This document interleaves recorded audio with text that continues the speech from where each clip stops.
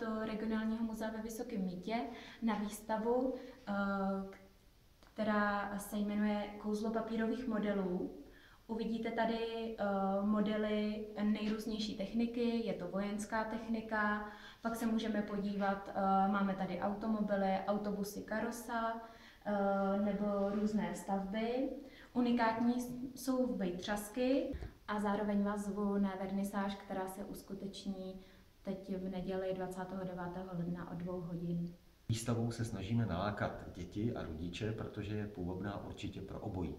Jak pro rodiče, kteří dřív stavěli například modely z ABček, tak pro děti, které se mohou inspirovat v tom, že virtuální realita je sice zajímavá věc, ale tohle je o tom ještě být trošku zručnější a mít určitou představivost o tom, jak co můžu sestavovat dohromady.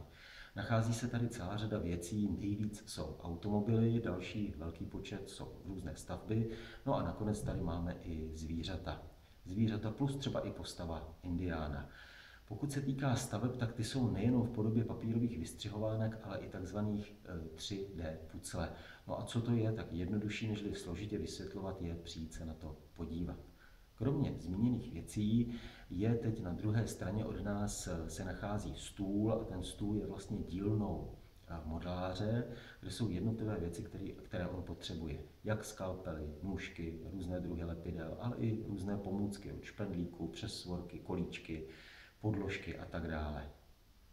Nejzajímavější a nejhezčí model, který tu máme ze stavebních modelů, je právě model zámku Litomyšl. No a když návštěvníci pak přijdou a podívají se zblízka, tak zjistí, že tady jsou neuvěřitelné detaily. Jednak, že stěny ve štítech nejsou jenom na sílu papíru, ale že odpovídají skutečnému měřítku, tomu, co je v reálu a zmenšené na příslušné měřítko, takže jsou to dvoustěnné papírové, jakési kartonové stěny, no ale zároveň tady kdejaký detail, vázy nahoře, v podloubí vidíme ty jednotlivé části a tak dále, balustrády, takže kde co dalšího. A provedení je tak jemné, že pokud si člověk chce jednotlivé detaily vychutnat, tak na to si musí vzít lupu. Že jsme ve Vysokém Mýtě, tak nesmí chybět autobusy Karosa, ale jsou tady třeba ještě vozy RN, ale ty se s Vysokým Mýtem také hodně pojí, protože se u nich vyráběly nástavby pro hasiče. No a když se pak podíváme na detaily, tak opět tady platí, že ty detaily jsou dokonalé. Vzadu za mnou se nachází například hasičský automobil Lias. No a návštěvník, když přijde a podívá se zblízka, tak zjistí, že Liaska je dokonce i uvnitř vybavená, takže to není jenom nějaký okapotovaný je nějaký okapotovaný automobil v kuse, ale zároveň, že jsou tam jednotlivé části vlastního hasičského vybavení. Takže tam najdeme hadice, najdeme tam hasičskou stříkačku přenosnou, čerpadlo plovoucí, motorovou pilu a tak dále. A to všechno je provedené z papíru.